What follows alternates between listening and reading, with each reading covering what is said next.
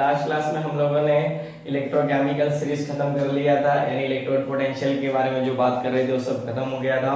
ठीक है, अब हम लोग आगे पॉइंट पढ़ रहे हैं, जिसका जो टॉपिक्स पढ़ने जा रहे हैं बहुत बहुत इंपॉर्टेंट टॉपिक्स है। ठीक है, जिसका नाम है नर्स्ट इक्वेशन। ठीक है, देखिए मतलब नर्स्ट इक्वेशन स्टार्ट करने से पहले हम लोग थोड़ा सा गिब्स फ्री एनर्जी के बारे में बात कर लेंगे। ठीक है ना, कि गिब्स फ्री एनर्जी क्या होता था, याद कीजिए थर्मोडायनेमिक्स में पढ़ाया गया था, यानी हम लोगों ने थर्मोडायनेमिक्स के अंदर गिब्स फ्री एनर्जी की बात किए थे। ठीक है ना, तो सबसे पहले बात है कि इसका हेडिंग ही देते हैं। चलिए नाउ स्टार्ट। सभी ध्यान दीजिएगा। Change in gives free energy and EMF of cell, EMF of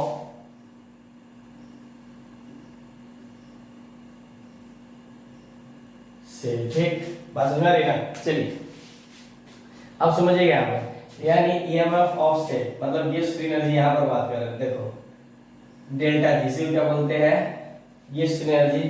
तो देखिए पॉइंट समझिएगा जो मैं बोल रहा हूँ। ठीक है ना, कि जो डेल्टा जी होता है, ठीक है ना, वो किसी भी सिस्टम के लिए गिब्स फ्री एनर्जी के अंदर इसके अंदर, ठीक है ना, चेंज यूजफुल वर्क के बराबर होता है। नहीं समझे, चेंज यूजफुल वर्क, ध्यान रखिएगा, यूजफुल वर्क, सॉरी क्या बोलेंगे, यूजफुल वर्क डन की बात कर रहे हैं। ठीक है ना, क्या समझ आती है ना। एक मिनट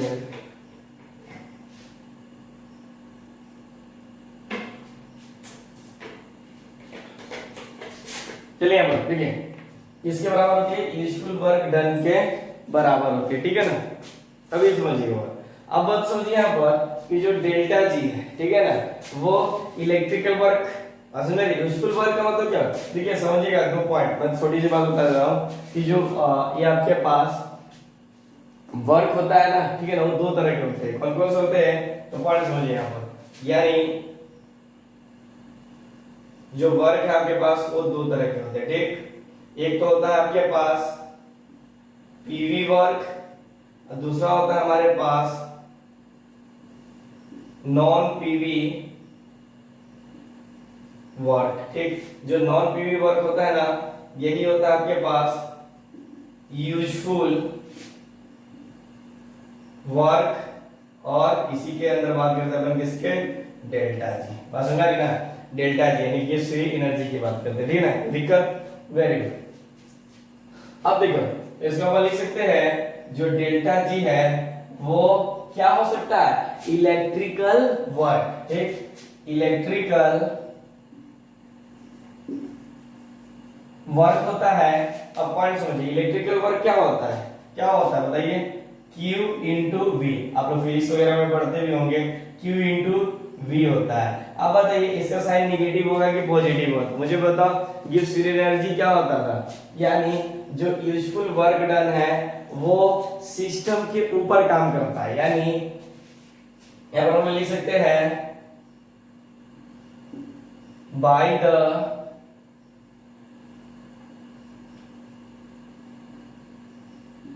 द सिस्टम। लेकिन यहाँ पर सिस्टम नहीं यूज करते हैं, यहाँ पर हम सेल की बात करते हैं। किसकी बात करते हैं, सेल की बात करते हैं। देखिए सिस्टम आप लोग मत लिखिएगा। ठीक, बाय द सिस्टम बोले तो सेल पे काम कर रहा है। बात समझ आ रही है ना, जो यूजफुल वर्क डन है बाय द सेल, बात समझ आ रही है ना, सेल के ऊपर काम कर रहा है। ठीक है ना, तो निगेटिव की पॉजिटिव साइन, अरे सिंपल सी बात है, निगेटिव हो जाएगा। ठीक है ना, केमिस्ट्री पढ़ रहा हूं ना, तो केमिस्ट्री के अंदर एनर्जी जब बाहर निकलती है तो पॉजिटिव, और जब अंदर तो क्या होता है, निगेटिव साइन होगा। ठीक, तो ये हो गया आपके पास डेल्टा जी। ठीक, अभी समझिएगा, बात खत्म नहीं है। ये हो गया वर्क डन। दो टाइप्स मतलब वर्क हमारे पास दो तरह के होते हैं। कौन कौन से होते हैं? एक पीवी वर्क और एक नॉन पीवी वर्क। यानी नॉन पीवी वर्क को अपन क्या बोलते हैं? यूजफुल वर्क बोलते हैं, ठीक, जो डेल्टा जी से डिनोट करते हैं, ठीक है ना, यानी डेल्टा जी के अंदर की बात है, ठीक। चलिए देखो, मैं आपको सिखाया था, याद है कुछ नहीं, कि जब एक सेल काम करता है तो देखो, बात समझिए, जब एक सेल काम करता है तो देखो क्या क्या देखना है कि एनोड से लेकर कैथोड तक, कहने का मतलब क्या बोल रहे हो, एनोड से लेकर कैथोड तक क्या हो रहा है? एनोड से लेकर कैथोड तक इलेक्ट्रॉन ट्रांसफर होता है। क्या हो रहा है आपके पास? एक मिनट चाहिए, इसको बता दूं।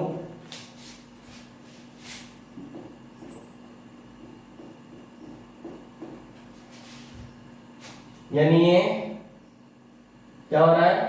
इलेक्ट्रॉन ट्रांसफर हो रहा है, ठीक ना। यानी एनोड से लेकर कैथोड तक इलेक्ट्रॉन ट्रांसफर होता है, ठीक है ना। तो मान लो, एक पॉइंट मान लीजिएगा, ठीक है ना, कि जो एनोड से लेकर कैथोड तक जो इलेक्ट्रॉन ट्रांसफर हो रहा है वो कितना मोल है? तो मैं इसको मान लेता हूं n, कितना है? n है, ठीक। ये कितना हो जाएगा? इसको कितना लिख देंगे? n इलेक्ट्रॉन, यानी कितना हो गया? मैं मान लेता हूं इसको कि एनोड से कैथोड तक जो इलेक्ट्रॉन जा रहा है वो कितना है? तो हमारे पास मान लेते हैं n e है। कितना है? n e है। बात समझ में आती है ना। जैसे आप लोग को बात करो, यहाँ पर जो जिंक है हमारे पास, ठीक है ना, तो जिंक क्या करता है? जिंक आपके पास दो इलेक्ट्रॉन को डोनेट करेगा, मैं बात समझ रही ना, यानी दो इलेक्ट्रॉन को ट्रांसफर करेगा, ठीक। पॉइंट समझिए, यानी एक मोल ऑफ जिंक, क्या चीज आपके पास आ गया? एक मोल ऑफ जिंक के लिए 2 मोल ऑफ इलेक्ट्रॉन क्या कर रहा है? रिलीज हो रहा है। अरे नहीं समझे? यानी ये हमारे पास क्या है? जिंक 1 मोल है, तो 1 मोल के लिए कितना इलेक्ट्रॉन ट्रांसफर हो रहा है? 2 इलेक्ट्रॉन ट्रांसफर हुए हैं, ठीक है ना।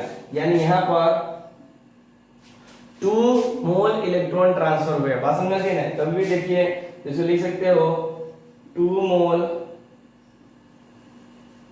इलेक्ट्रॉन ट्रांसफर हुए, ठीक है ना। बात समझ में ना। यानी 1 मोल जिंक के लिए 2 मोल इलेक्ट्रॉन ट्रांसफर हुआ है, ठीक। तो सेम इसी तरह से, बात समझिएगा, सेम इसी तरह से हम लोग जो बात करने वाले हैं गैल्वेनिक सेल के अंदर काम करेंगे।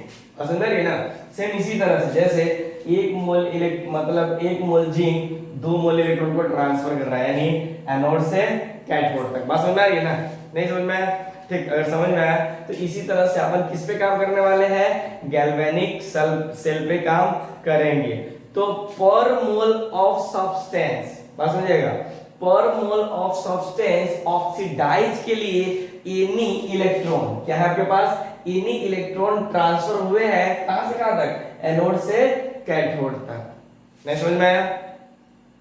यानी पर mole of substance any electron transfer हुए हैं एनोड से कैथोड तक। तो ध्यान से याद रखिएगा, ठीक है ना।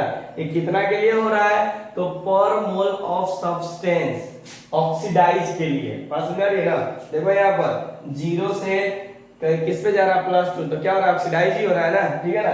तो यहां से यहां तक जाने में, यहां से यहां तक जाने में, ठीक है ना, उसको कितना मोल इलेक्ट्रॉन ट्रांसफर करना पड़ा है? कितना? तो 2 मोल इलेक्ट्रॉन। इसी तरह से भाई हम यहाँ पर क्या लिख सकते हैं? n मोल इलेक्ट्रॉन ट्रांसफर किया है, ठीक। चलिए थोड़ी सी अगर पॉइंट क्लियर हुआ तो ठीक है, नहीं हुआ तो बस इतना समझिए कि एनोड से कैथोड जाने पर जो इलेक्ट्रॉन ट्रांसफर हो रही है, क्या हो रहा है आपके पास? जो इलेक्ट्रॉन ट्रांसफर हो रहा है। बात समझ रही है ना। अरे एक सेल यही तो काम करता है ना कि एनोड से कैथोड तक क्या होता है? इलेक्ट्रॉन ट्रांसफर कर रहा है। तो कितना कर रहा है? तो 8e। बात समझ आ रही है कि नहीं आ रही है? तो ध्यान रखिएगा हमेशा, नहीं तो फिर प्रॉब्लम आ जाएगी, ठीक है ना। यहां पर लिख सकते हो इस पॉइंट को, n मोल इलेक्ट्रॉन कहां पर देखिए 1 मोल इलेक्ट्रॉन, यहां पर एन बोल रहा हूं, एक नहीं कितना एन, ठीक है ना, N mole electron are transfer,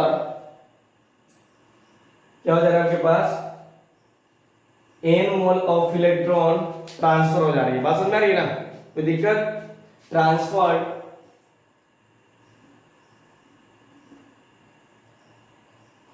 FER transferred कहां से कहां तक, तो फ्रॉम एनोड टू कैथोड, कोई समस्या, कोई दिक्कत नहीं ना, चलिए वेरी गुड। यानी सिंपल सी बात है कि एनोड से लेकर कैथोड तक इलेक्ट्रॉन का ट्रांसफर होता है, ठीक है ना। तो मान लेना आप लोग कितना कि एनोड से कैथोड तक जाने में जो इलेक्ट्रॉन ट्रांसफर हुआ है उसकी वैल्यू कितना है, एन ही है। लाइक आप जिंक को ले सकते हो, ठीक है ना। इसी तरह से हम लोग बात करने वाले किसके अंदर, गैल्वेनिक सेल के अंदर, ठीक है ना। आप लोग को सुनाई दे रहा है नहीं, चलिए ठीक है, जिनको नहीं सुनाई दे और आप लोग कमेंट में लिखते जाइए, ठीक। और आप लोग को आप ही को बोल रहे हैं, ठीक। चलिए यहाँ पर देखिए एक और पॉइंट बता रहा हूं मैं, देखिए ये तो हमने चर्चा कर लिया छोटी छोटी बातों का, ठीक। चलिए तो अब जो हम बात करने जा रहे हैं उस पॉइंट को समझिएगा, आप सब लोग समझिएगा, ठीक है ना, कि एक रिएक्शन हुई, मान लो कोई भी रिएक्शन हुआ गैल्वेनिक सेल, ठीक है ना, कोई किसी भी गैल्वेनिक सेल में अगर कोई रिएक्शन हो रहा है और उसकी वजह से वहां पर एन मोल इलेक्ट्रॉन ट्रांसफर हुआ, पॉइंट समझिएगा। अगर मान लो कि गैल्वेनिक सेल में कोई भी रिएक्शन हुआ और उसकी वजह से, ठीक है ना, वहां पर एन मोल इलेक्ट्रॉन ट्रांसफर हुआ, कहां से कहां तक, एनोड से लेकर कैथोड तक, ठीक है ना। तो आप बताओ कि अगर मैं कैलकुलेट करूं कि चार्ज ट्रांसफर कितना हुआ, समझ रही ना, यानी चार्ज ट्रांसफर कितना हुआ, ठीक। तो पॉइंट समझिए, यहां पर पॉइंट बहुत इंपॉर्टेंट है, चार्ज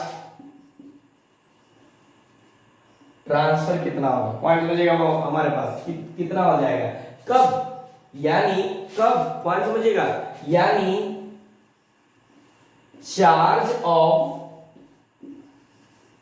1 मोल, कितना, चार्ज ऑफ 1 मोल, बात समझिएगा, ठीक है ना।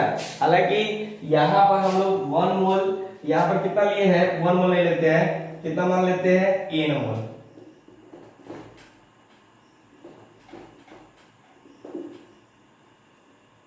एन मोल कितना है, एन मोल इलेक्ट्रॉन, ठीक है ना, पॉइंट समझिए यहां पर, N mole electron, sorry N electron mole क्या हुआ है, ट्रांसफर हुआ है, बात समझ में आ रही है कि नहीं आ रही है, आप ही लोग को बोला, आप लोग आ रही है, ठीक है ना। तो मोल ऑफ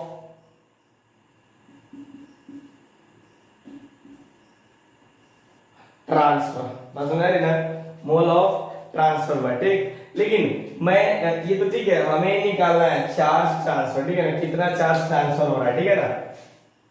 तो ये कितना में निकालना है आपको, चार्ज ऑफ एन इलेक्ट्रॉन मोल, ठीक है ना, एन इलेक्ट्रॉन मोल, यहां पर समझिएगा, यहां पर कितना था, 2 इलेक्ट्रॉन मोल था, ठीक। यहां पर कितना हम लोग बात कर रहे हैं कि एन इलेक्ट्रॉन मोल, या बोलने के लिए एन मोल इलेक्ट्रॉन में बोल सकते हो, कोई दिक्कत नहीं है, आपके ऊपर डिपेंड करता है, ठीक है ना। लेकिन हमें यहां पर पॉइंट समझिएगा फिर से कि अगर मैं निकालना चाहूं चार्ज ऑफ ट्रांसफर किसके लिए, 1 मोल के लिए, ये तो एन मोल के लिए है ना, मुझे कितना पे निकालना है, 1 मोल के लिए, ठीक। तो मैं यहां पर लिख सकता हूं, पॉइंट समझते चलिएगा सभी, कि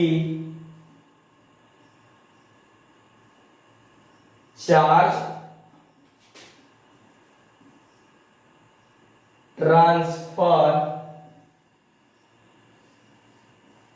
चार्ज ट्रांसफर क्या चीज, ऐसे लिखेंगे, सभी ध्यान से लिखिएगा, क्यों जाइएगा, यानी चार्ज ट्रांसफर हमें क्या करना है, 1 मोल के लिए निकालना है चार्ज, कितना निकालना है, चार्ज ऑफ, बार बार क्यों गलत हो रहा है, 1 मोल, किसके लिए, चार्ज ऑफ 1 मोल इलेक्ट्रॉन। तो बताइए किसके बराबर होता है, अरे भाई इलेक्ट्रॉन कितना होता है, अरे इलेक्ट्रॉन, अरे चार्ज ऑफ 1 मोल इलेक्ट्रॉन कितना होता है, 1.6 × 10⁻⁴, 19 होता है और ये कूलम्स होता है, ठीक है ना। हमें किसके लिए बात करना है, 1 मोल। याद कीजिए मोल कॉन्सेप्ट में आपको क्या बताया था, 1 मोल बराबर कितना होता है, यानी अगर आप एक इलेक्ट्रॉन का चार्ज निकालना चाहते हो, क्या चीज, सिर्फ और सिर्फ एक इलेक्ट्रॉन का चार्ज निकालना चाहते हो, तो चार्ज ऑफ 1 मोल इलेक्ट्रॉन, यानी क्या हो जाएगा आपके पास,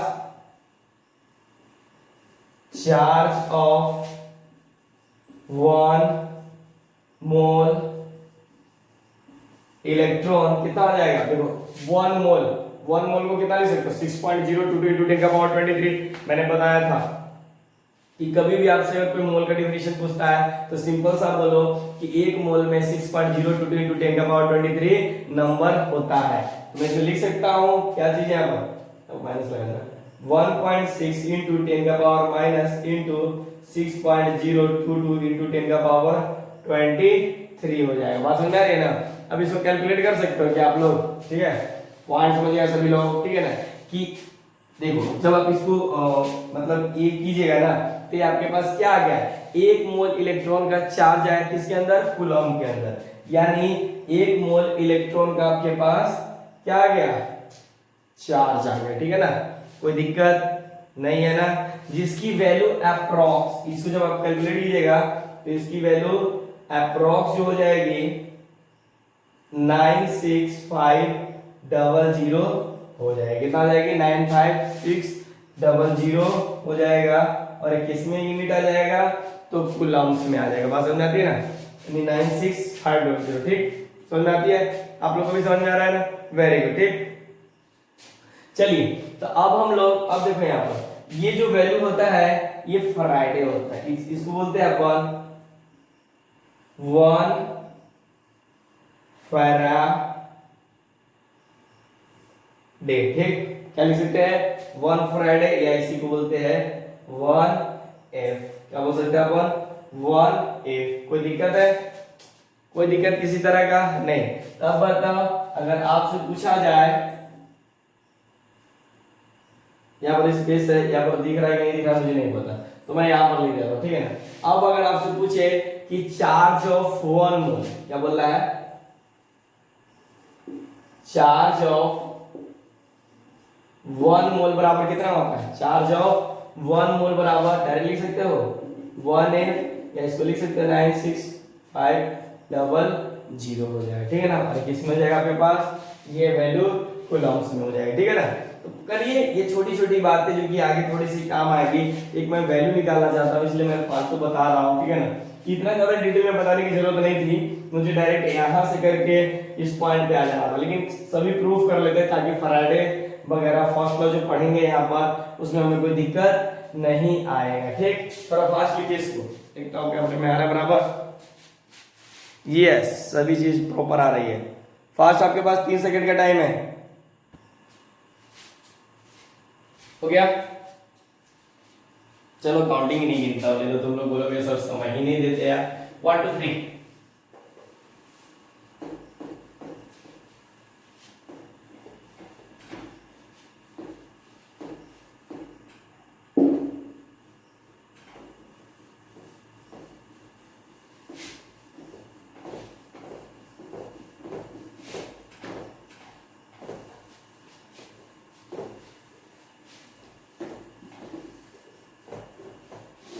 बोर्ड नहीं मिलता है।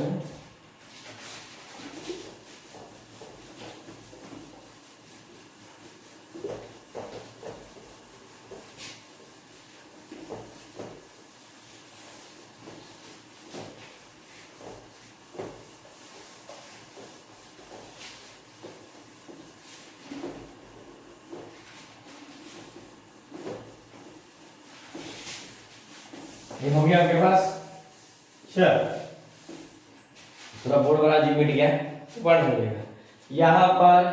अब आप बताओ, देखो अब आप बता सकते हो कि 1 मोल चार्ज का वैल्यू कितना होता है।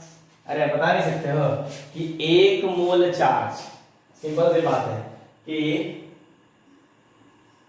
1 मोल चार्ज का वैल्यू क्या लिख सकते हो, 1F, यानी 1 फैराडे लिख सकते हो,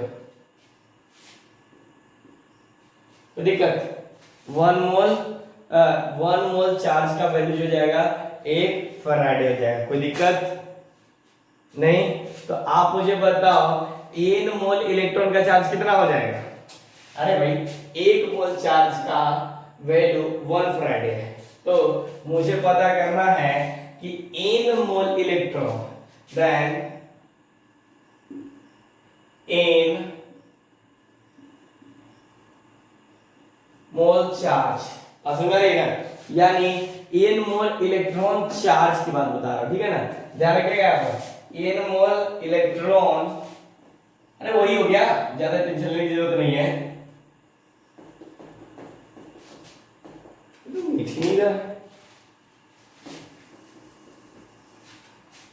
वन मोल इलेक्ट्रॉन मोल क्या, n मोल इलेक्ट्रॉन का क्या ऑफ चार्ज बराबर कितना आ जाएगा? डायरेक्ट में लिख सकता हूं n f, यस है नो सभी लोग, यानी सिंपल सी बात लिख सकते हो इसको, n मोल इलेक्ट्रॉन लिख सकते हैं। तो इसे क्या लिख सकते हैं अपन फिर, या अपन ने अभी थोड़ी देर पहले तो पढ़े ही है, तो n मोल इलेक्ट्रॉन लिख सकते हैं, तो इसको अपन लिख सकते हैं n फैराड। ठीक, बात समझ आ रही है ना? जब इसको मल्टीप्लाई कर दीजिएगा इसके साथ तो कितना हो जाएगा आपके पास? वही वैल्यू आ जाएगी 1 फैराड के बराबर। ठीक, तो ये ध्यान रखिए आपके पास कि 1 मोल चार्ज का वैल्यू आपके पास 1f आता है, तो n mole electron of charge, ठीक है ना, charge of n mole electron की जो वैल्यू आ जाएगी, यानी n मोल इलेक्ट्रॉन की वैल्यू nf आ जाएगी, यानी n फैराडे हो सकता है। ठीक है ना, यानी मैं इसको आराम से लिख सकता हूं, चार्ज ट्रांसफर की वैल्यू कितना आ जाएगी? चार्ज ट्रांसफर की वैल्यू यही हो जाएगी n मोल इलेक्ट्रॉन, ठीक है ना, इसी की वैल्यू क्या लिख सकते हो? nf होगी। ठीक, तो बस इसी को ध्यान रखना है, बाकी कोई चीज को नहीं ध्यान रखना है। ठीक है ना, बस समझा नहीं ना? Very good. फिर से मैं बता दूं कि इतना समझिए, 1 मोल चार्ज का वैल्यू 1f है, ठीक है ना, तो मुझे बताइए n मोल ऑफ चार्ज की वैल्यू कितना आ जाएगी? nf आ जाएगी, यानी होता तो ये है ना, चार्ज ट्रांसफर की बात कर रहे हैं। ठीक, चलिए अब इतना पता चल गया। चलिए एक और स्टेटमेंट में बोलता हूं, बस सुनिएगा, लिखने की जरूरत नहीं है सब, कि अगर एनोड से कैथोड तक n इलेक्ट्रॉन ट्रांसफर हो रहा है, कितना इलेक्ट्रॉन ट्रांसफर हो रहा है? n इलेक्ट्रॉन ट्रांसफर हो रहा है, ठीक है ना, इसका मतलब nf चार्ज ट्रांसफर हो रहा है। मतलब इधर अगर सपोज कीजिए, अगर आपको बोला जा रहा है कि n इलेक्ट्रॉन ट्रांसफर हो रहा है, इसका मतलब कितना हो रहा है? nf चार्ज ट्रांसफर हो रहा है। बात समझ रही है ना? ये ध्यान रखिएगा कि अगर कैथोड एनोड से कैथोड तक जाने में n इलेक्ट्रॉन ट्रांसफर हो रहा है, इसका मतलब nf चार्ज ट्रांसफर हो रहा है। ठीक है ना, तो दिक्कत इतना तो समझ में आया। तो आप मुझे बताइए कि इस एनोड को चार्ज ट्रांसफर करने में कितना वर्क करना पड़ेगा? नहीं समझे? फिर से समझिए कि इस एनोड को, जो एनोड आपके पास था, यानी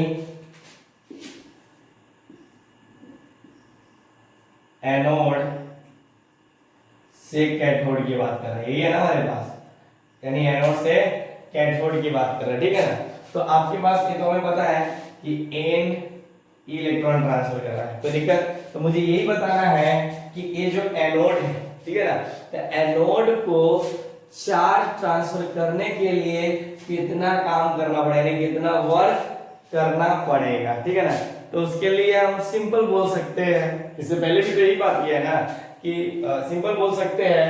पहले तो क्या कि work done by the cell, system नहीं, हम बोले थे कि सिस्टम नहीं लेना, क्या लेना है आपको? सेल लेना है। ठीक है ना, cell in transferring n mole electrons from anode to cathode, यानी एनोड टू कैथोड। बात समझ में आती है? नहीं आती है ना? तो चलो इस स्टेटमेंट को मैं लिख देता हूं यहां पर ध्यान से कि so work done by the system ओ सिस्टम मत लिखिए, मैं बार बार कहीं ना कहीं ना सिस्टम लिखूंगा तो आपको सिस्टम नहीं लिखना है, क्या लिखना है? सेल। ठीक है ना, यहाँ पर हम लोग सिस्टम किसको मानेंगे? सेल को। मानेंगे क्या होगा? Electrical cell in transferring n mole electron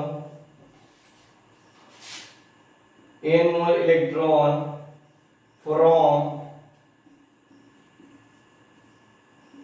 anode to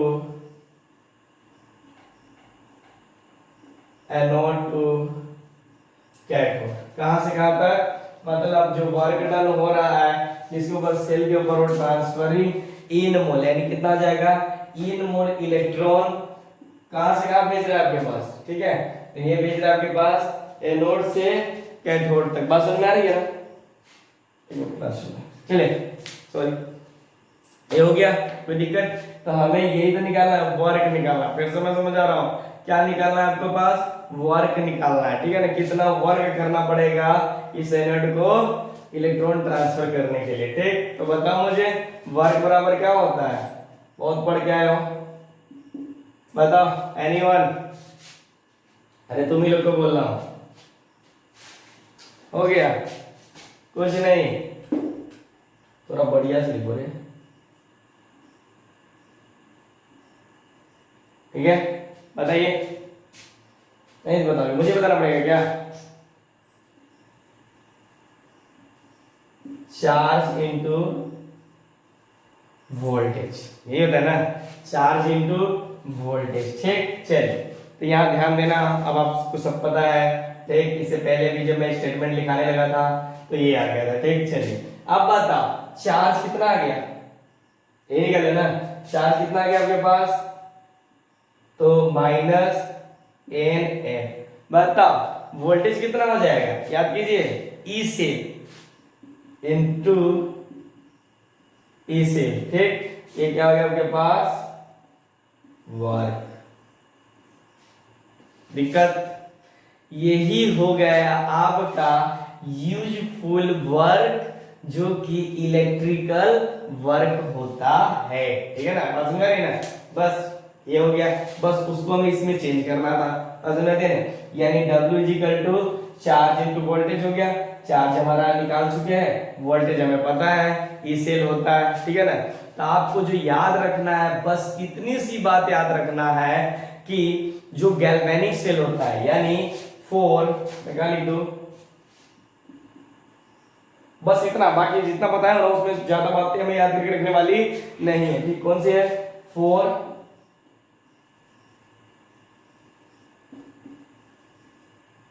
galvanic cell. ठीक है ना, किसके लिए हम लोग बात कर सकते हैं? Galvanic cell. लिख लीजिए थोड़ा सा, ठीक है ना। गैल्वेनिक सेल क्या होता है? तो बस इसको क्या लिख सकते हो? Delta G equal to -NF into E cell. बात समझ आती है ना?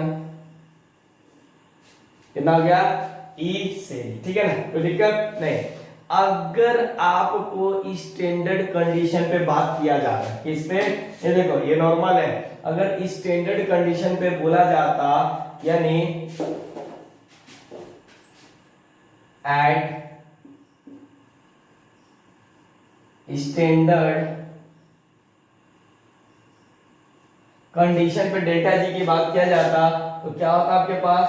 Delta G not is equal to -NF into E not cell हो जाएगा। ठीक है ना, ये ध्यान रखना। ये क्या हो गया? स्टैंडर्ड वैल्यू पे हो गया। ठीक है ना, स्टैंडर्ड कंडीशन पे बात करेंगे तो ये वाली आ जाएगी, और नॉर्मल कंडीशन पे आपके पास कौन सा है? गैल्वेनिक सेल की बात बोल रहा है। ठीक है ना, कोई दिक्कत है? नहीं, चलिए। यहां से कभी कभी एक ऑब्जेक्टिव क्वेश्चन भी बन सकता है। ठीक है ना, बात समझिएगा, कोई दिक्कत हो तो। ठीक, ऑब्जेक्टिव क्वेश्चन पूछ सकता है कि एक्सटेंसिव और इंटेंसिव प्रॉपर्टीज की। ठीक है ना, थोड़ी सी आते हैं एक्सटेंसिव इंटेंसिव के ऊपर आते हैं। और एक और पॉइंट बोल देता हूं कि किसी भी सेल के लिए अगर डेल्टा जी क्या है? -NF, यानी आपके पास -NF इंटू ई नोट सेल है, ठीक है ना। यानी पॉइंट समझिएगा कि किसके बराबर है, जो डेल्टा जी है वो इसके बराबर है, कोई दिक्कत है क्या।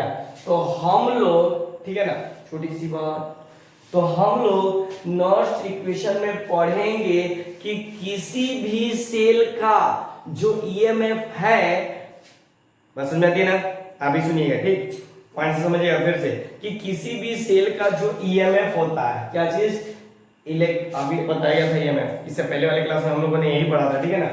ईएमएफ है तो अपन बोल सकते हैं कि ईएमएफ सेल इंटेंसिव है क्या एक्सटेंसिव है, अभी मैं नहीं बोलूंगा, ये आपको बताना है, नहीं समझ में आया। चलिए थोड़ी सी रुक जाइए, इस जो मैं अभी बोल रहा हूं ना वो स्टेटमेंट आपको यहां से समझ में आएगा।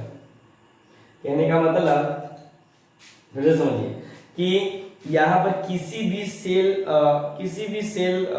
के लिए बात करते हैं अपन, ठीक है ना, जो ईएमएफ है, ठीक है ना, वो इंटेंसिव है या एक्सटेंसिव है, हम इसकी बात करने जा रहे हैं, ठीक है ना। तो चलिए नॉट इक्वेशन में थोड़ी सी इनकी बात करेंगे भी, तो चलो मैं छोटी सी बात बताता हूँ, ठीक है ना। जो ई सेल होता है, ई सेल कहाँ पर है आपके पास, ये हम इसको निकालना चाहते हैं, तो मैं इसको यहाँ पर निकाल रहा हूँ ई सेल, तो बताइए क्या हो जाएगा, यहां से निकलेगा नहीं, यहां से, ठीक है, तो ये हो जाएगा ई सेल, तो क्या हो जाएगा आपके पास, नीचे चला जाएगा डेल्टा जी अपॉन क्या हो जाएगा एन एफ, तो ये हो जाएगा, ठीक। अब देखो जब आप लोगों ने ये फ्री एनर्जी पढ़ा था तो आपको बताया गया था कि डेल्टा जी क्या होता है, तो एक्सटेंसिव प्रॉपर्टीज होता है, और मोल क्या होता है, याद कीजिए, ये सब थर्मोडायनेमिक्स के अंदर में नहीं पढ़े थे, ये भी क्या होता है एक्सटेंसिव प्रॉपर्टीज होता है, ठीक। एक होता है इंटेंसिव जो इंडिपेंडेंट होता है, पसंद है ना टेम्परेचर वगैरह के, ठीक, और एक होता है एक्सटेंसिव जो डिपेंडेंट होता है, पसंद है ना, एक इंडिपेंडेंट और एक डिपेंडेंट, ठीक, ये समझ में आया। और जो ई सेल होता है ना वो होता है आपके पास इंटेंसिव प्रॉपर्टी, कैसा होता है आपके पास, ये याद रखिएगा, ऑब्जेक्टिव का क्वेश्चन बन सकता है, इन इंटेंसिव प्रॉपर्टी। अगर आप लोग थर्मोडायनेमिक्स पढ़े हो तो डायरेक्ट समझ में आ रहा होगा, अगर नहीं पढ़े होंगे तो कुछ भी नहीं समझ पे आएगा, ठीक है ना। यानी EMF of cell is a intensive property, यानी लिख सकते हो EMF of a cell is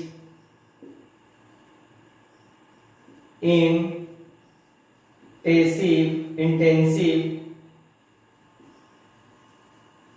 properties, कैसा प्रॉपर्टीज हो जाएगा, इंटेंसिव प्रॉपर्टीज हो जाएगा।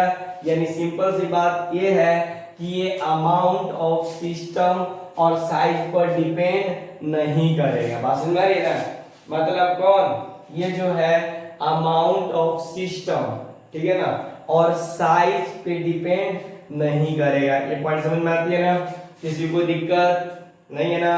तो चलिए बस इतना ध्यान रखिएगा कि इससे क्या होता है, एक इंटेंसिव प्रॉपर्टीज होती है, ठीक है ना, सब याद करने की जरूरत नहीं है, बस इन सबको मिलाकर हमें इस पॉइंट पे याद रखना, ठीक है ना, ये फ्री एनर्जी से, ठीक, क्योंकि थोड़ी सी बात अब जो हम लोग पढ़ेंगे नॉस्ट इक्वेशन, क्योंकि हमारा क्या काम रहेगा सबसे मेन, यानी इतना इस सब का जितना भी ये पॉइंट जो पढ़े नहीं सबका यूज करने वाले अपन नॉस्ट इक्वेशन में, तो थोड़ा जल्दी छापिए फास्ट।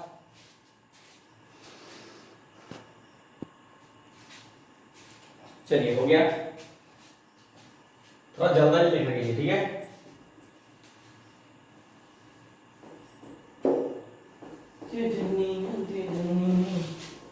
देखिए ये भी थोड़ा सा है, कॉन्सेप्चुअल चैप्टर है, लेकिन थोड़ा सा ध्यान दीजिए तो बहुत आसान हो जाएगा, क्योंकि देखो बेसिक्स का मैं ऐसे करवा देता हूँ ना कि आपको ज्यादा टेंशन लेने की जरूरत नहीं पड़ेगी, बोर्ड मिटाने के लिए इसी का यूज करना पड़ेगा मुझे लगता है।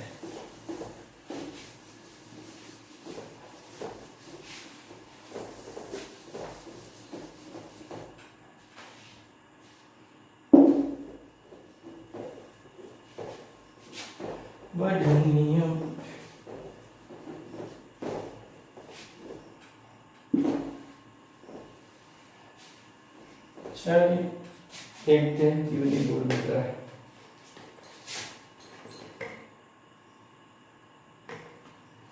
जब भी खराब ही है तो अच्छे से खराब करते हैं, ठीक है।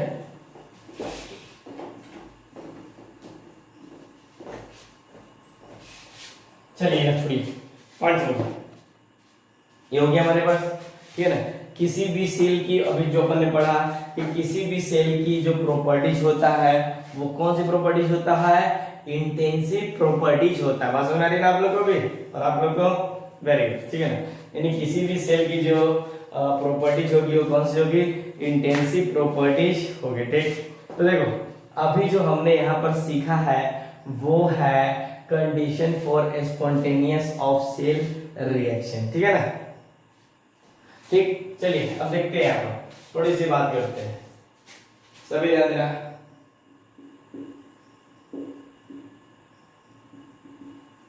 कंडीशन फॉर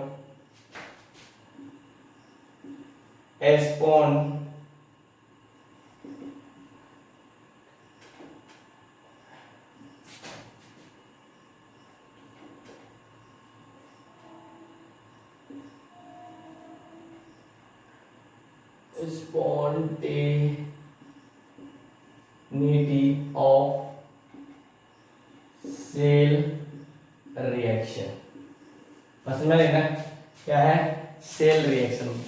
आपको बस इतना पता होना चाहिए कि एक दिया गया सेल स्पॉन्टेनियस है या नहीं है। स्पॉन्टेनियस मतलब जो अपने आप सेल के अंदर रिएक्शन होता है, ठीक है ना, कब होगा और कब नहीं होगा, तो इसकी बात करेंगे, ठीक है ना। तो पॉइंट समझिएगा, यहाँ पर एक मैं पॉइंट लिख रहा हूं कि फॉर सेल रिएक्शन है to be spontaneity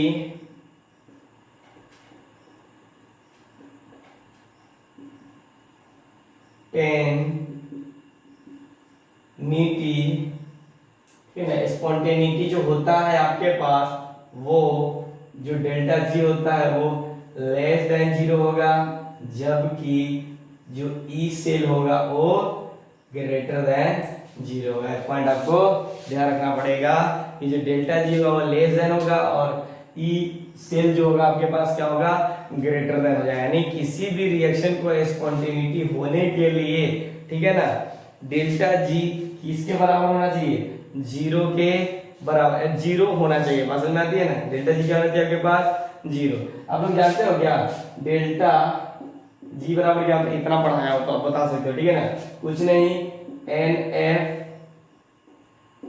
into E cell. इतना तो मुझे ख्याल, मेरे ख्याल से पता होना चाहिए आपको, यस या नो, ठीक है ना।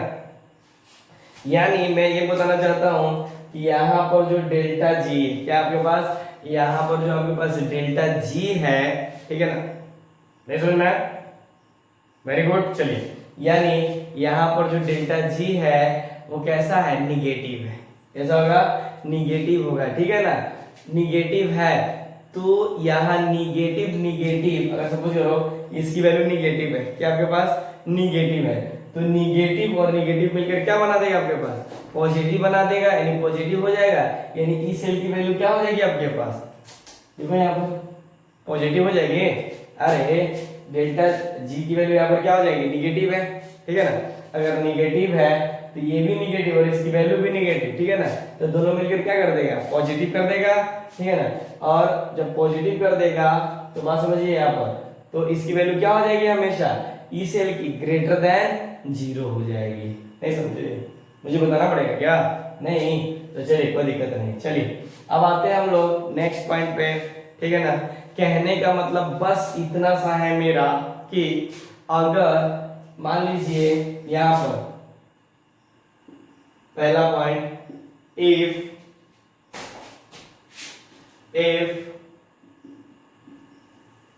ई सेल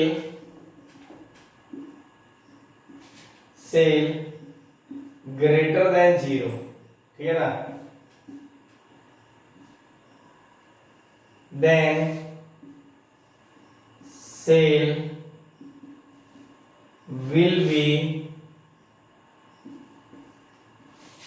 कैसा हो जाएगा, स्पॉन्टेनियस,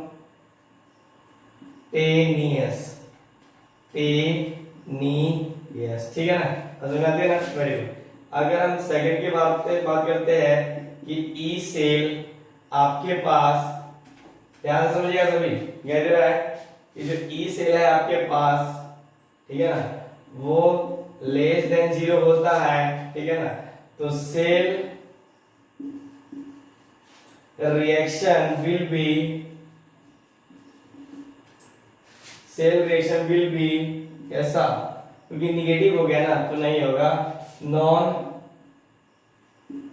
स्पॉन्टेनियस, ठीक है ना, ब्लैक मार्कर से लिख देता हूं। अगर यहीं पर बात करते हैं अपन कि अगर ई सेल किसके बराबर हो जाए, 0 के बराबर हो जाए, ठीक है ना, तो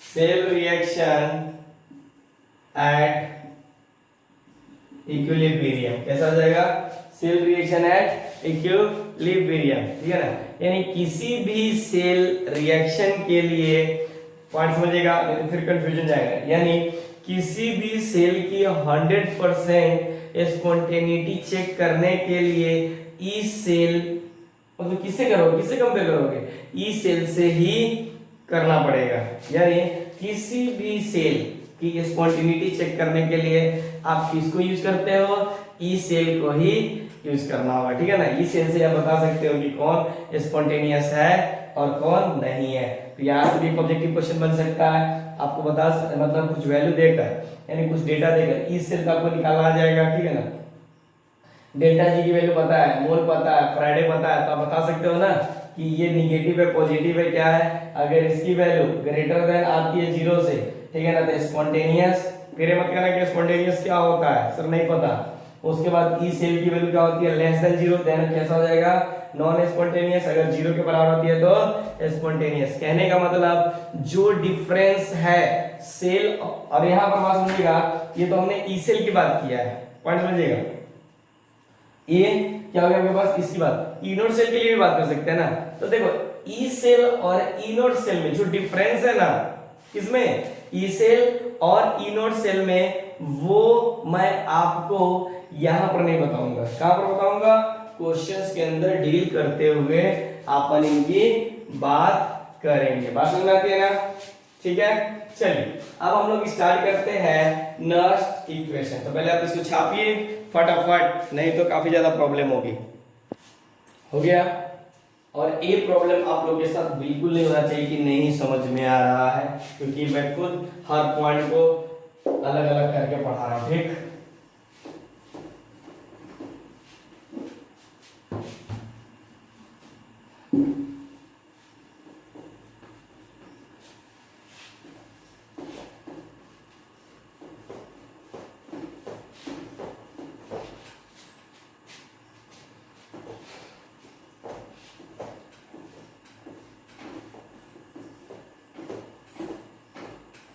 इसके बाद आपका अच्छा न्यूमेरिकल्स बनेगा, इसी में तो मेन न्यूमेरिकल्स बनते हैं।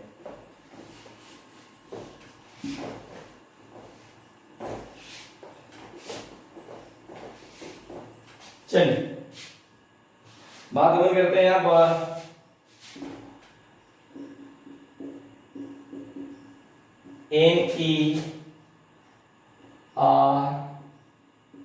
नेक्स्ट इक्वेशन 4, चलिए number 4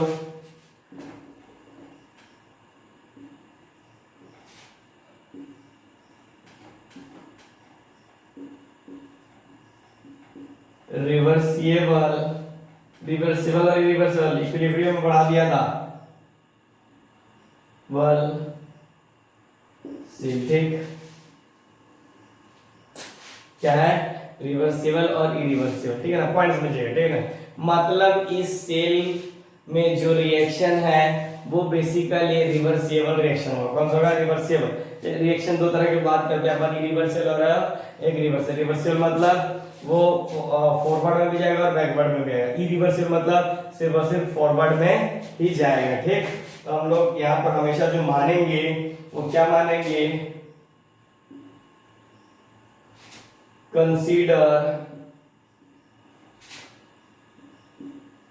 a cell reaction occurring is a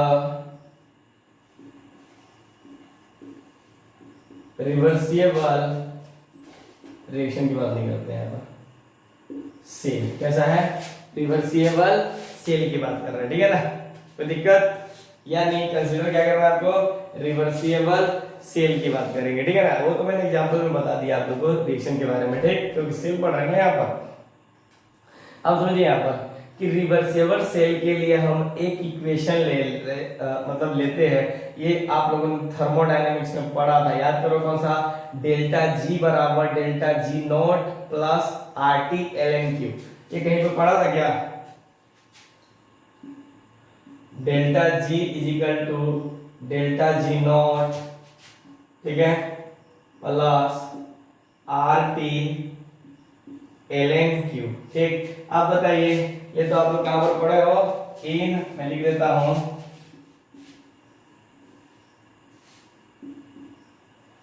study in, इसमें थर्मो डायनेमिक्स। ठीक है ना, डिटेल स्टडी इन, इसमें थर्मोडायनेमिक्स हमने पढ़ा था। ठीक, आप समझो यहां पर डेल्टा जी की वैल्यू अभी भी क्या निकाले थे, अब भूल मत जाना, minus N F E cell, यानी नहीं लिख सकते इसको से, E cell is equal to minus N F, फिर यहां पर क्या हो जाएगा, into E not cell plus R T L N Q. क्या है, R T L N Q. ठीक है ना, यानी पॉइंट समझिए, क्यू क्यू अब पॉइंट समझिए, क्यू है हमारे पास, पहले तो एक पॉइंट समझिए कि ये अपन इक्विलिब्रियम में भी पढ़े थे, थर्मोडायनेमिक्स और इक्विलिब्रियम में याद कीजिए ना, इक्विलिब्रियम केमिकल इक्विलिब्रियम की बात कर रहे हैं। ठीक है ना, हालांकि थर्मोडायनेमिक्स और इक्विलिब्रियम का क्वेश्चन बनाते वक्त हम लोग इनकी बात करते हैं। ठीक है ना, चलिए, chemical equilibrium not ionic equilibrium, ठीक है ना, और थर्मोडायनेमिक्स में भी पढ़े अपन। ठीक है, चलिए अब यहाँ पर बात करते हैं कि जो Q है, सबसे बड़ी दिक्कत रहेगा क्या, कि जो Q है ये हम लोग पिछले रिएक्शन में लिखना सीखे हैं, जस्ट इससे पीछे, ये मेरा जो लेक्चर बना इससे पहले कि Q कैसे होगा, तो समझिए आप लिखना सीखे कैसे, कहां पर, जब सेल को देखकर रिएक्शन और रिएक्शन को देखकर सेल, यानी जो आपका इसके पिछले वाला था आपके पास, तो उसमें आप लोग पढ़े थे कि सेल को देखकर रिएक्शन और रिएक्शन को देखकर सेल लिखना, तो वहां पर एक इन आता था, याद करो, वहां पर मैं बोलता था जब तक इन बराबर नहीं होगा तब तक आप इसको रिएक्शन को कंप्लीट कट नहीं कर सकते हो, ऐड नहीं कर सकते। बात समझ में आती है ना, वेरी गुड, वही क्या हमारे पास क्यू है, हम निकालना सीखेंगे, इसमें टेंशन लेने वाली कोई बड़ी बात नहीं है। ठीक, बात समझ में आती है ना। अब हम लोग यहाँ से क्या करते हैं, ई सेल निकालने का कोशिश कर रहे हैं, क्या कर रहे हैं, ई सेल, क्या चीज, ई सेल। तो देखो हमें ई सेल निकालना, तो बाकी सबको इधर ले जाओ, तो हालांकि एनएफ से तो एनएफ कट जाएगा, यस या नो, आप बताइए आप लोग, यही पॉइंट है आपके पास। ठीक है, कैसे, तो देखो अभी समझिए, गलत, एनएफ से एनएफ नहीं कटेगा। ठीक, क्यों, रुक जाओ, ऐसा मैं दिया हूं क्योंकि पिछले लेक्चर में जो आपके बैच से पहले पढ़ाई कर रहे थे उसमें बच्चे ने एनएफ से एनएफ काट दिया था। याद करो, केमिकल काइनेटिक्स के अंदर भी हम लोग पढ़ते हैं, ठीक है ना, तो काटते नहीं है, हम इसको इस साइड में लेकर जाते हैं। ठीक है ना, इस साइड में लेकर जाएंगे तो देखो ई सेल,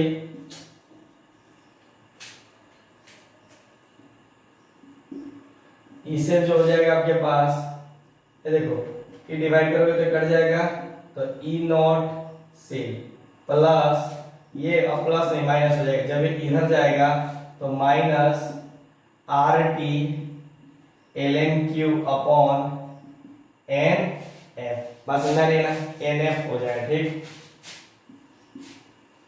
लेकिन सबसे बड़ी बात है ये नेचुरल लॉग है, ठीक है। हम लोग किस में चेंज करते हैं इसको, लॉग, इसको ऐसे कर दो अच्छा लगेगा,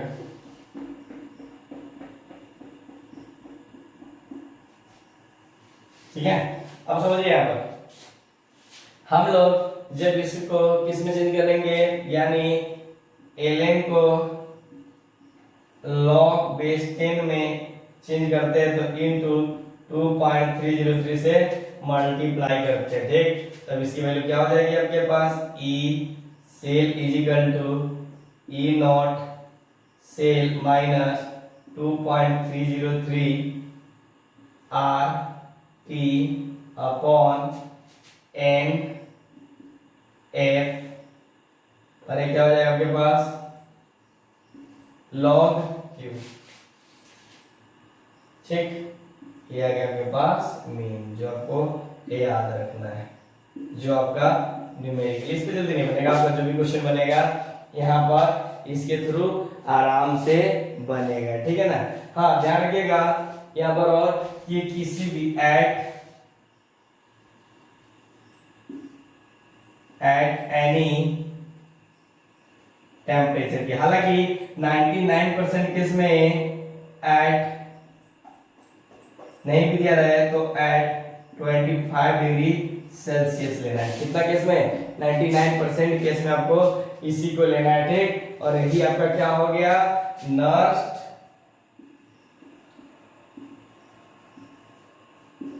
इक्वेशन। बड़ा नाम सुन रहे थे ना, ठीक है ना। हार्ड है क्या, बताओ हार्ड है क्या, नहीं। अब हम इसको और सिंप्लीफाई करते हैं, दो तरह का फार्मूला है, ये तीन तरह का फार्मूला आपके पास है, तीनों एक ही बनता है। कहने का मतलब एफ की वैल्यू आपको पता है, ठीक। टी की वैल्यू 25 डिग्री सेल्सियस ले रहे हैं इन द केल्विन में, ठीक। तो आप जब इसको कैलकुलेट कीजिएगा, मुझे वैल्यू पता है इसलिए मैं डायरेक्ट लिख रहा हूं, E cell is equal to E not cell minus, अब देखिए इसका हो जाएगा 0.05 करना पड़ेगा 591 अपॉन एन, देख लीजिएगा यही होता है आपके पास log q, ये और सिंप्लीफाई हो गया, क्या हो गया आपके पास, बहुत ही सिंप्लीफाई। लेकिन कितने पर आया है, कब आया है, एट 25 डिग्री सेल्सियस पे क्या है आपके पास, यानी ईसेल जो है आपके पास कितना पे आया है, एट 25 डिग्री से पे, ये जो आपके पास ईसेल आया है, ठीक। समझ में आ रही है ना, कोई दिक्कत। अब समझो ई क्या है, फिर से चेंज करने की जरूरत नहीं, यानी नेट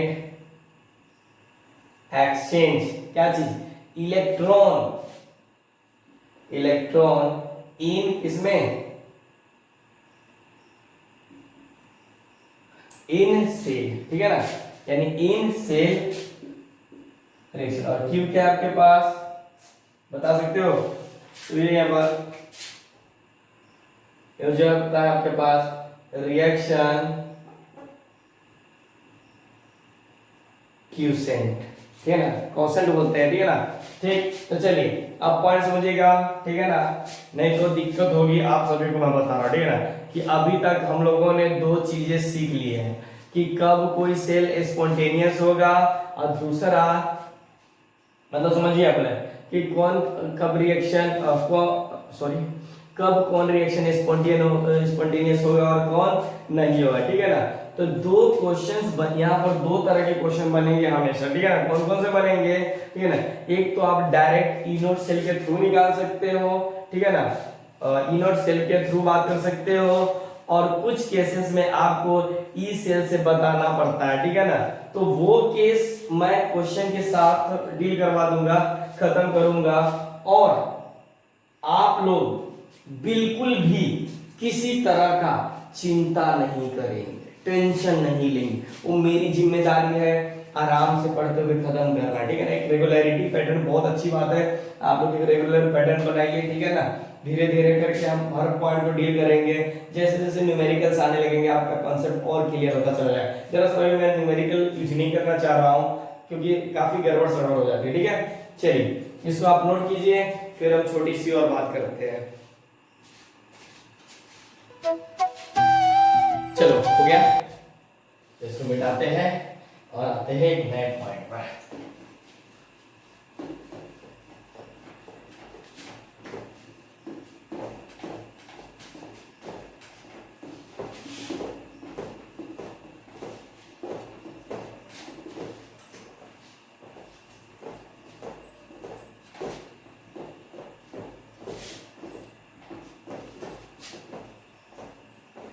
ये सब याद रखिएगा, ठीक है, रटना बिल्कुल नहीं है, कैसे कैसे पॉइंट प्रूफ हो रहा है, आ रहा है, ये सब आप लोग अच्छे से ध्यान देंगे, ठीक है। चलिए, तो अभी बस आपको ये पता होना चाहिए कि नर्स्ट इक्वेशन क्या होता है। तो क्या होता है मतलब, तो देखो यहाँ पर, तो ये हो गया आपके पास,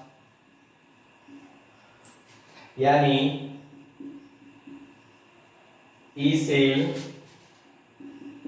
इसके बराबर है E not cell minus 0.0591 upon N, और ये क्या होता है आपके पास लॉग क्यू। ये तो आपको पता है, यही क्या आपके पास एक नर्स्ट इक्वेशन है। मार्कर गया वो, चलिए कोई दिक्कत नहीं, एक ही मार्कर हमारे पास, ये लिखा गया होगा। चलिए, ये हो गया आपके पास, ध्यान देना है, ये एक नर्स्ट इक्वेशन है, ठीक। चलिए, अभी जो आपको पढ़ना है वो है आपके पास, ये याद रखिएगा कि Nernst equation NERNST nurst equation can be used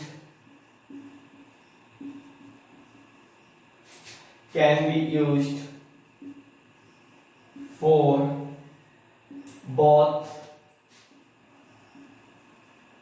half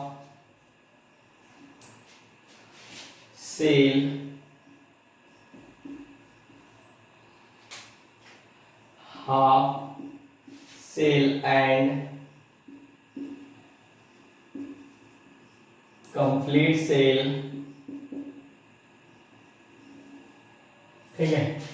मतलब यहाँ पर हाफ से नर्स्ट इक्वेशन, ठीक है ना, कैन बी यूज्ड फॉर किसके लिए, हाफ सेल के लिए भी और फुल सेल के लिए भी हम लोग बात करेंगे, ठीक है ना। यानी आप इस नर्स्ट इक्वेशन को हाफ सेल में भी लगा सकते हैं और फुल सेल में भी लगा सकते हैं। मैं आपको दोनों पार्ट में सॉल्व करना सिखाऊंगा, ठीक है ना, अभी थोड़ी देर में, ठीक। तो चलिए अब थोड़ी सी सिंपल सी बात करते हैं, यूजिंग ऑफ नर्स्ट इक्वेशन, ठीक है ना। पहला पार्ट देखेंगे अपन यहाँ पर, यानी ये दोनों की पॉइंट लिखने की जरूरत नहीं है आपको, अंडरलाइन लिखने की जरूरत है, ठीक। चलिए, आपको यहाँ पर दे दिया, ये पॉइंट हो गया आपके पास, ठीक। और दूसरा है हमारे पास कि यूजिंग नर्स्ट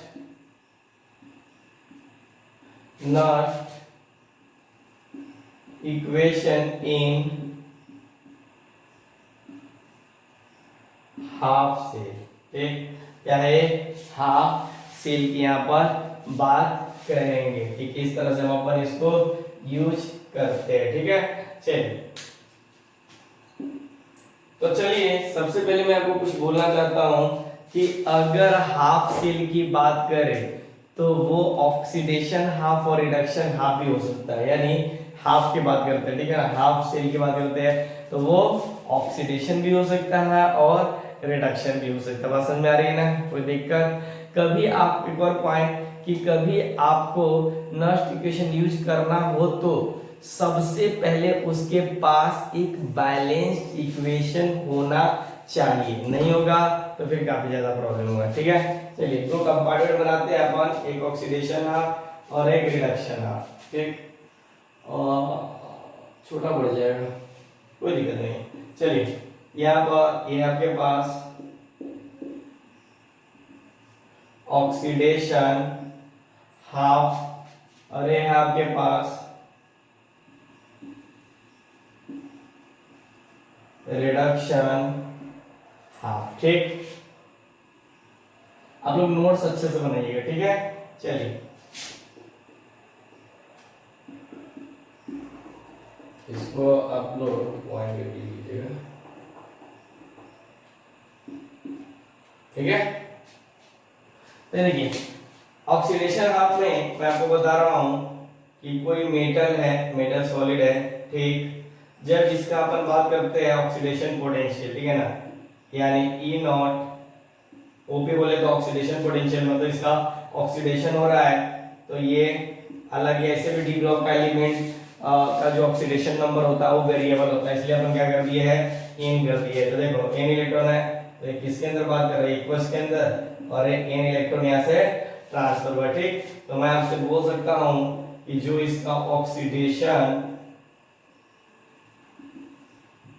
पोटेंशियल है वो क्या है आपके पास, EOP, ठीक है ना, किसके बराबर हो जाएगा, तो ध्यान दीजिएगा, ये बराबर हो जाएगा E not OP minus 0.0591 upon n, और ये क्या हो जाएगा आपके पास, लॉग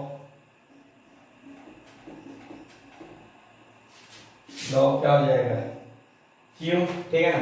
बात समझ में आती है ना, कोई दिक्कत। देखो यहाँ पर ये ध्यान रखना आपके पास, ये जो आ रहा है ऑक्सीडेशन पोटेंशियल की बात कर रहा है, ठीक है ना। सॉलिड का कंसंट्रेशन हम लोग कितना मानते हैं, 1, याद कीजिए, केमिकल इक्विलिब्रियम, ठीक है ना। सॉलिड बोले तो सॉलिड या लिक्विड का जो कंसंट्रेशन है अपन क्या लेते हैं, 1। गैस का मतलब अपन कौन सा फॉर्मूला डालते हैं यहाँ पर, गैस वाला डालते हैं, ठीक है ना। लेकिन यहाँ पर हम इक्वस की भी बात करते हैं, ठीक है ना। सिर्फ सॉलिड के लिए आप ध्यान रखिएगा क्या लेते हैं अपन, क्या उसी कंसंट्रेशन, जैसे कि जो कंसंट्रेशन होती है, ठीक है ना, सॉलिड की कितना होता है, 1 के बराबर होता है, ठीक है ना। यानी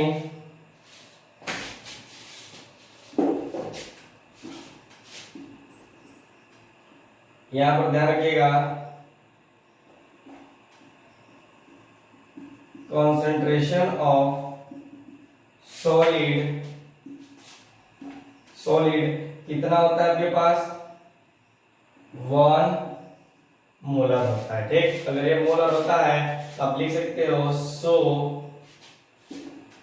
यहां पर Q इजिकल टू, Q लिखने का तरीका, देखो Q निकालने का तरीका, कि जो आपके पास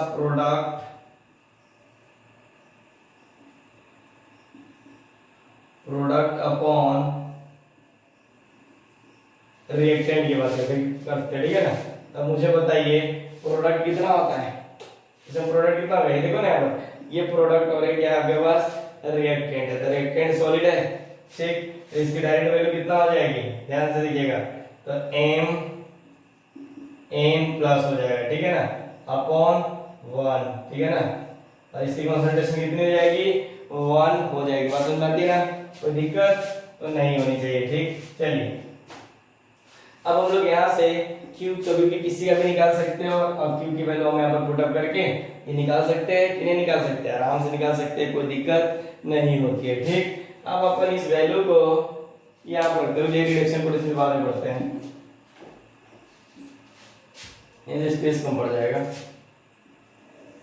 चलो यहीं पर थोड़ा सा देखते हैं कि यहाँ पर तो देखिएगा ये जो EOP है, ठीक है ना, ये जो होता है आपके पास E not OP minus 0.0591 upon n, और ये क्या हो जाएगा आपके पास, लॉग, इसकी वैल्यू कितना हो गया आपके पास, m कंसंट्रेशन n, ठीक। ये ध्यान रखिएगा थोड़ी सी,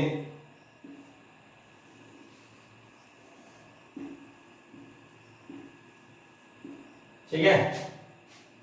ये हम लोग समझ में आया, ये पॉइंट समझ में आया, ठीक है। यहाँ से हम 2-3 बातें लिख सकते हैं, ठीक है। क्या लिख सकते हैं, तो देखिए यहाँ पर m प्लस n, यानी m के ऊपर जो चार्ज है उनकी बात कर रहे हैं, ठीक है ना, कि अगर इसकी जो कंसंट्रेशन है, mn प्लस की जो कंसंट्रेशन है डिक्रीज होती है, पॉइंट समझिएगा, यानी यहाँ पर हम इनकी बात कर रहे हैं, ठीक है ना।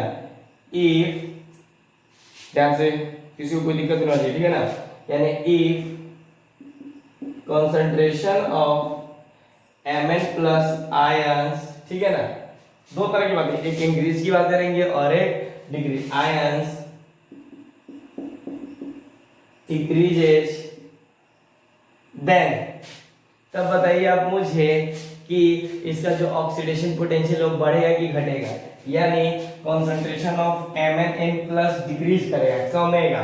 तो सिंपल सी बात है, ये देखो ये जब डिक्रीज करेगा तो इसकी ऑक्सीडेशन पोटेंशियल क्या होती है, बढ़ती है, ठीक है ना। तो लिख सकते हैं देन, क्या जाएगा देन, क्या लिखोगे देन लिखोगे क्या, यानी इंक्रीज करेगा देन लिखो सेंटेंस में। सो ऑक्सीडेशन पोटेंशियल क्या कर जाएगा, विल इंक्रीजेस। असल में ना पोटेंशियल ऑफ किसी भी एलिमेंट का, एलिमेंट इंक्रीजेस, ठीक।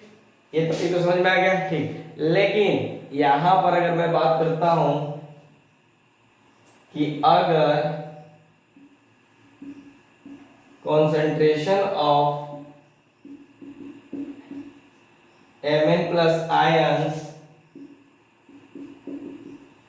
इंक्रीजेस, क्या है आपके पास, इंक्रीजेस, सो क्या आ जाएगा बराबर, जब इतना समझिए तो इतना नहीं बताइए, जब ये इंक्रीज करेगा तो क्या करेगा, ऑक्सीडेशन पोटेंशियल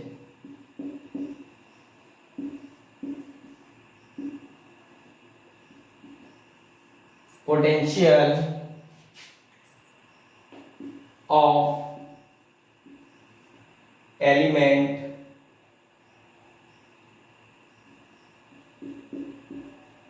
डिक्रीजेस, क्या हो जाएगा, डिक्रीजेस, ठीक है ना। कोई दिक्कत, हाँ। अगर ई सेल की वैल्यू, यानी यहाँ पर ध्यान रखिएगा, इनकी जो ई सेल की जो वैल्यू होती है, अगर वो पॉजिटिव होता है तो क्या हो जाएगा, स्पॉन्टेनियस हो जाएगा, ठीक है ना। हम यहीं पर बात कर लेते हैं रिडक्शन की, ठीक है ना। तो आप इसको नोट कीजिए ना थोड़ी सी, अगर ये यहाँ पर लिख क्या दिया मैं,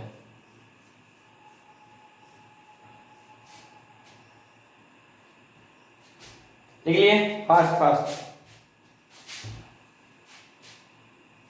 चलिए अब हम आते हैं, इस पॉइंट को मिटा देता हूं मैं,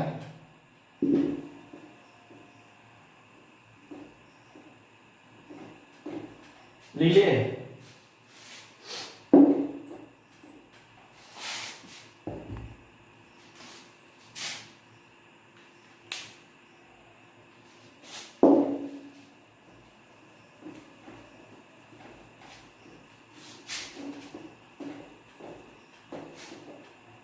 चलिए पॉइंट समझिए, यहाँ पर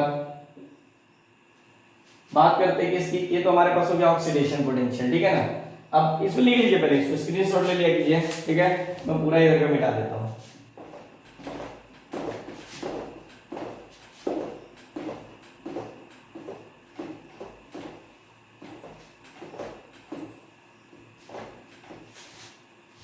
देखो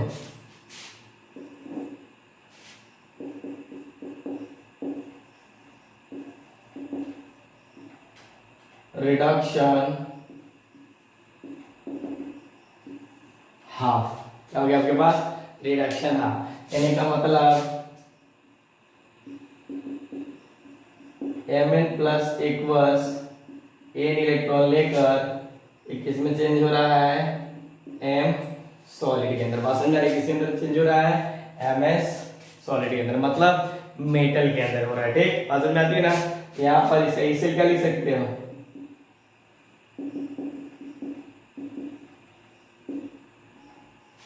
माइनस 0.051 n, फिर लॉग हो जाएगा आपके पास, ये Q लिख देता हूं, ठीक है ना। यहाँ पर मैंने इसे Q लिखा, ठीक है ना। लेकिन अब जब भी आपको पता है, वहां पर यहाँ पर ये पता है, तो मुझे अब Q लिखने की डायरेक्ट जरूरत नहीं है। ये चलो ठीक है, Q रहने दो, नहीं तो समझ में थोड़ा सा आप लोग को टेढ़ा मेढ़ा आ जाएगा, ठीक। ये तो है। अब इसी को अपन E cell is equal to E not, ठीक है ना, माइनस 0.051 अपॉन n, और ये क्या हो जाएगा, लॉग। अब देखो रिएक्टेंट Q की वैल्यू कैसे निकालते हो अपन, reactant and product upon reactant, ठीक है ना। तो प्रोडक्ट कितना दिया हुआ, ये दिया हुआ है, ठीक है ना। तो प्रोडक्ट अपॉन रिएक्टेंट, ठीक। तो अब बताओ 1/m प्लस आ गया ना, अरे यस है नो, आगे ना कोई दिक्कत नहीं होगा। ठीक, या तो कोई समस्या किसी को नहीं। ठीक है, चलिए अब मैं थोड़ी सी बात करता हूँ यहाँ पर रिडक्शन की, थोड़ा सा बातों में इसके लॉजिक्स आ जाएंगे। ठीक है ना, देखिएगा फिर दिक्कत हो जाएगा। ठीक, हम यहाँ पर बात कर रहे हैं, ये ई नॉट सेल हो गया। ठीक है ना, हम बात करते हैं यहाँ पर कि इसकी रिडक्शन की, ये क्या हो जाएगा, ई नॉट रिडक्शन यहाँ पर हो जाएगा फिर 0.0591 और ये क्या हो जाएगा एम। ठीक, अब की बार क्या हो जाएगा एम ऊपर की तरफ लिख सकते हैं। ठीक, लॉग एम प्लस लिख सकते हैं। ठीक है ना, कोई दिक्कत। तो ये हो गया आपके पास क्लियर। ठीक, चलिए अब यहां पर देखिए, इफ कॉन्सेंट्रेशन ऑफ किसकी, Mn प्लस की, मतलब Mn प्लस है इसके ऊपर। ठीक है ना, बात समझिए। ठीक है ना, यहाँ पर अगर ये concentration of M plus increases, तो बताओ क्या आ जाएगा, इंक्रीजेस, देन बताओ मुझे, देन ऑक्सीडेशन पोटेंशियल, यहाँ पर ऑक्सीडेशन पोटेंशियल की बात नहीं करेंगे ये, देन इसकी जो रिडक्शन की बात करेंगे, ए इसकी रिडक्शन की वैल्यू बात करेंगे, तो क्या हो जाएगा, इंक्रीजेस की डिक्रीजेस, ये इंक्रीज कर रहा है तो ध्यान रखिएगा इससे जो रिडक्शन होगा वो भी क्या करेगा, इंक्रीजेस। ठीक, रिडक्शन में यहाँ पर क्या जाएगा, बढ़ेगा तो बढ़ेगा, घटेगा तो घटेगा। ठीक है ना, कोई दिक्कत नहीं। तो इसी तरह से अगर मैं बोलूं if concentration of M plus ions decreases, then E reduction भी क्या करेगा, डिक्रीजेस। बात समझ में आ रही है ना, E रिडक्शन भी क्या हो जाएगा, इंक्रीज डिक्रीजेस दोनों। यानी सिंपल सी बात है कि जब concentration of Mn plus M plus ions बढ़ेगा तो ये भी बढ़ेगा, अगर ये घटेगा तो ये भी घटेगा। इसमें थोड़ी सी आपको कंफ्यूजन आई होगी यहाँ पर, ठीक है ना, ये प्लस क्यों आया, तो अगली क्लास में हम लोग जब क्वेश्चन करेंगे तो उसको साथ में निपट लेंगे। ठीक है ना, बात समझ में आती है ना। तो आप लोग नोट्स बड़े अच्छे से बनाते रहिए, ठीक है ना। अगले क्लास में थोड़ी सी और इनकी बात करेंगे, फिर ये भी खत्म हो जाएगा, तो कुछ न्यूमेरिकल्स करेंगे, छोटा सा क्लास होगा, ठीक है ना। फिर उसके बाद आ जाएंगे हम लोग मेन पॉइंट्स पे, ठीक है। चलिए फिर मिलते हैं next class. Okay, thank you.